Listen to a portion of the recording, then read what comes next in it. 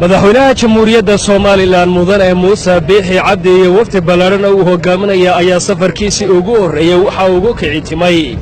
waddanka aynu dariska nahay ee jamhuuriyadda Djibouti. safarkan uu madaxweynaha qaranka Soomaaliland mudane Muuse Biixi Cabdi ugu kicitimay waddanka jamhuuriyadda Djibouti ayaa ujeedadiisu ay tahay dardargelinta cilaaqaadka cudurka u dhaxeeya wadamada Soomaaliland iyo Djibouti iyo sidii looga iibgeyn lahaa ama looga dhalicin lahaa wadamada dariska aqoonsiga Soomaaliland loona sii xoojin lahaa arrimaha nabadgelyada xiriirka ganacsi iyo isu socod ee labada shacbi. وانا سفر كي يقول مدحونا جمهورية Soomaaliland مدن موسى بيحي عبدي ووضن كاكاقب حوطاني وقتي تلادا وضن كاللو داريي وحانا سفر كاسي مدحونا Soomaaliland مدن موسى بيحي عبدي يوفتي قبالاران ايوهو قامين ايو كميدها وزيرة وزاردها الرماء الدبادة دكتور سعد علي شراء waxbarashada iyo sayniska mudane Yaasiin Maxamuud Xiir Faratoon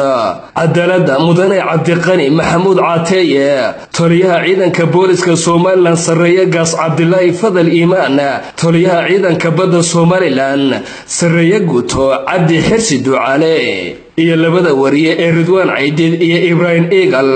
safarka madaxweynaha jamhuuriyadda Soomaaliland mudane Muuse Biixi Cabdi ugu kicitimay dalka jamhuuriyadda Djibouti ayaa ka dambeeyay kadib markii uu martiqaad rasmi ah ka helay madaxweynaha jamhuuriyadda Djibouti mudane Ismaaciil Cumar Geele. safarka madaxweynaha ayaa la filayaa inuu qaato maalmo kooban.